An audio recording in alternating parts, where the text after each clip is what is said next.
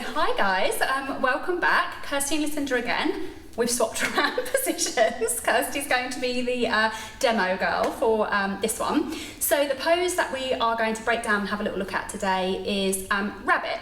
So what we're going to do is show you the traditional way in which we teach you in class, break down perhaps you know, some cues in which to how to use strength and structure within the body to get into the pose and get the maximum benefit, and then we'll talk through another option that you can do if you just find this pose particularly challenging. So to start with, regular rabbit, Kirsty, so starting on your knees with your big toes touching. You're going to tuck your chin in towards your chest and then round down, so bringing the tummy over the thighs, reaching back and grabbing your heels. So you want your fingers on the inside of your feet and your thumbs on the outside. Try and get the big toes so they're still touching and work your heels together as well.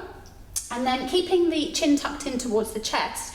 Now you can bring your forehead to your knees if you can comfortably do that. Perhaps you might need to help yourself out by trying to walk the knees to the forehead as well. We are looking to get connection here with the forehead and the knees. And once we've got that, you'll start to pull on your heels and lift the hips and round out through the spine. Now the tummy needs to draw in.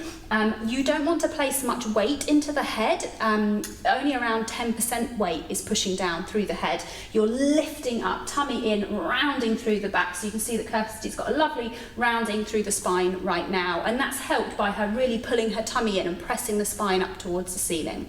So if you come out for a moment, Kirsty, give yourself a break. Take a deep breath.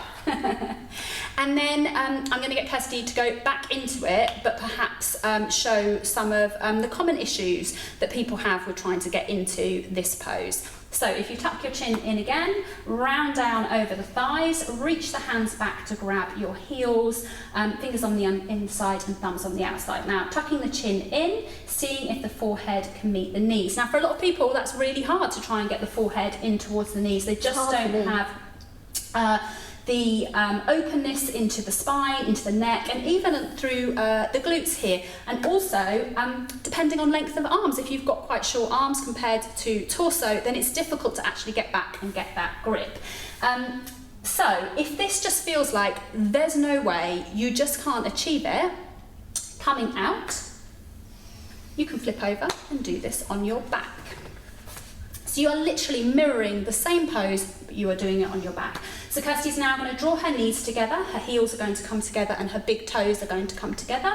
And then she's going to reach down and see if she can grab the outside of her feet. Perfect. Then she's hugging her knees in towards her chest, tummy's in again, so she's really rounding her back into the mat, tucking the chin in, and then the forehead is coming up towards the knees. For a lot of people, this is just a lot more comfortable. It can feel quite suffocating being down on your mat. So here, a little easier to breathe, and she's creating quite a good space there between the chest and her face.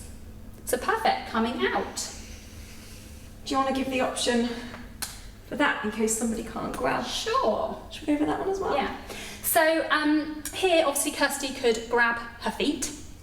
If that is not accessible to you, again, it may not be, you can actually just wrap the arms around the knees. Now you can grab opposite elbows if that's available. Perhaps you need to slide down towards just holding the wrists. If you really can't do that, you can just grab opposite knees, and it is the same thing. You are hugging the knees in towards the chest, your tummy is drawn in, you are really rounding and pushing your spine into the mat, lifting the head up off of the mat, tucking the chin, and the forehead is working as hard as it can towards your knees, and your knees as hard as it can towards the forehead, really getting a lovely stretch through the back, and then releasing off, Kirsty. Okay? Yeah. It's hard work, isn't it? It's very hard work, particularly with a back like mine, which doesn't round very easily. Lots to think about. Always. So let us know if that is helpful to you. Tag us in any pictures perhaps or videos that you take, and if you need any more tips, anything you're unsure of, then give us a shout and we will be happy to help. Take care. Bye. Bye.